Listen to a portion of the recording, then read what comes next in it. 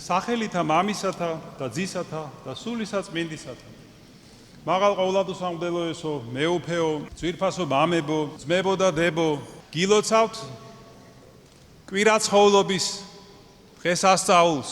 დღეს წაკითხულ სახარებაში ჩვენ მოვისმინეთ, რომ მკვდრეთის აღდგომიდან პირველ დღესვე და შემდეგ მერვე დღესაც უფალი იესო ქრისტე გამოეცხადა თავის მოციქულებს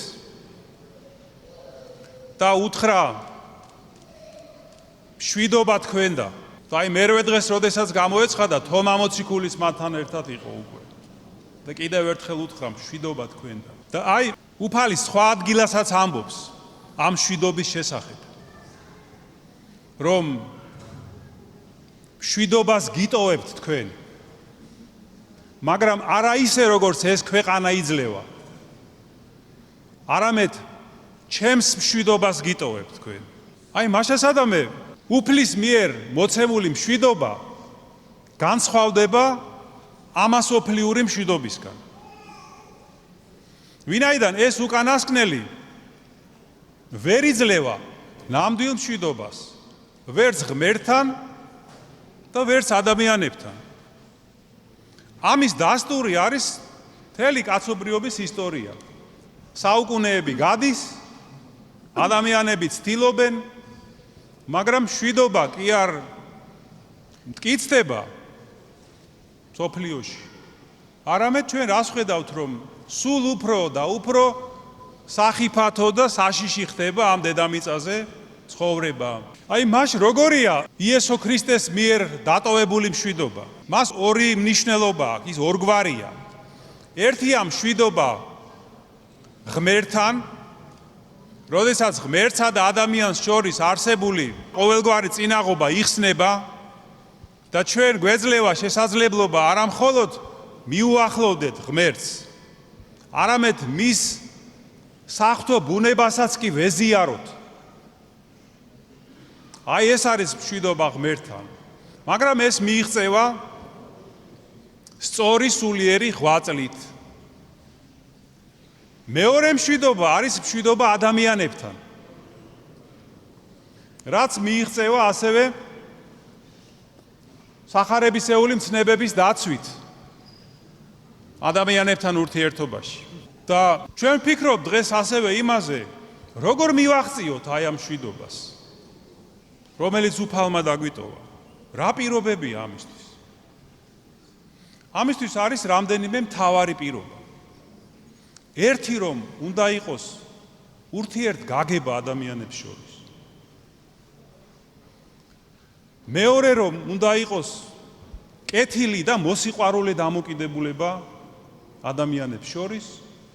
და მესამე არის მიმტევებლობა, პატიების უნარი. აი სამივე ეს მთავარი პირობებია მიიღწევა ადამიანების ძალისხმევით და ღვთის შეწევნით. ეს ორივე ერთად უნდა იყოს. გახსოვთ ჩვენი კათოლიკოს პატრიარქი ილია რო ხშირად გვახსენებდა ამ სინერგიის შესახებ სწავლებას. ორივე ნება უნდა იყოს.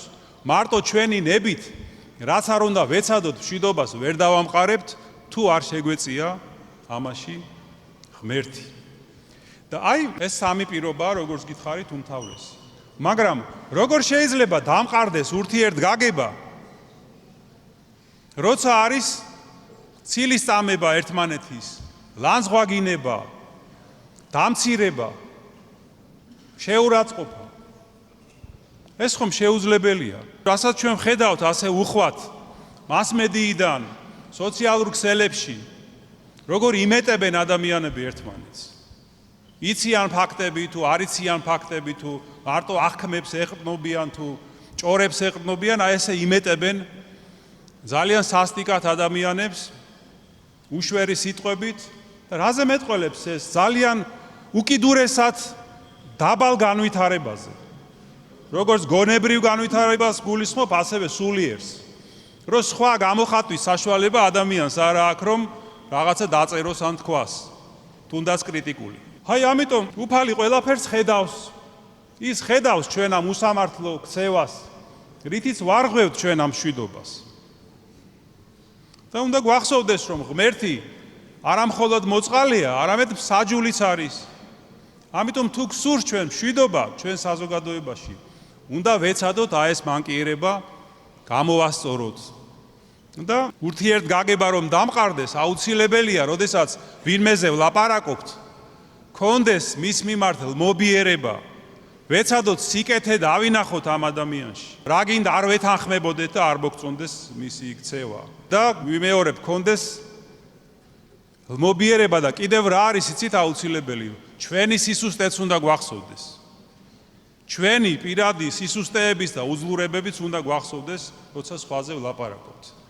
აი როგორ გახსოვთ უფალი იესო ქრისტე როგორ გვასწავლის, რომ ყოველივე რაც გინდათ, რომ გაგიკეთონ ადამიანებმა, თქვენს გაუკეთეთ მათ.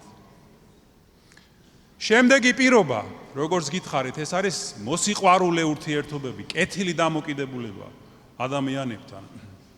აი, როდესაც ჩვენ ადამიანებს უთანაგრძნობთ, მათ წუხარებებს, მათ სიხარულებს, ჩვენ უკვე ვხდებით ქრისტეს მშვიდობის მუშაკები. შეიძლება ასე ითქვას. როგორც ამბობს უფალი ამაზე, რომ თუ გინდა რომ პირველი იყო, როგორ ბრძანებს უფალი ჩვენი იესო ქრისტე, იყავი ყველაზე უკანასკნელი და სხვების მსახური. არა? და აი, რამდენი საუბარია დღეს იმაზე, როგორ დავძლიოთ დაპირისპირება საზოგადოებაში და ასე შემდეგ და ამაზე ჩვენ წმინდა მამები გვასწავლიან, რომ მხოლოდ სიყვარულს ძალუց ამის გაკეთება. დაპირისპირებული ადამიანების გამთლიანება, გაერთიანება, მათი ნების შეერთება და ერთსულოვნების, ერთობის განწყობის დამკვიდრება. მხოლოდ სიყვარულს შეუძლია. და როგორც გითხარით, მესამე პირობა, ერთ-ერთი უმთავრესი და ალბათ ესეთი მთავარი საფუძველი კიდევ აი მშვიდობის დამყარების გახლავთ პატიების უნარი, ურთიერთიმტევებლობა. მაგრამ ეს სულაც არ ნიშნავს, რომ ჩვენ არ ვებრძოლოთ ბოროტებას. არა? და ყველას მივცეთ ყველაფრის კეთების უფლება. და ამით წავახალისოთ ბოროტება. არა, ეს სულაც არ ნიშნავს ამას.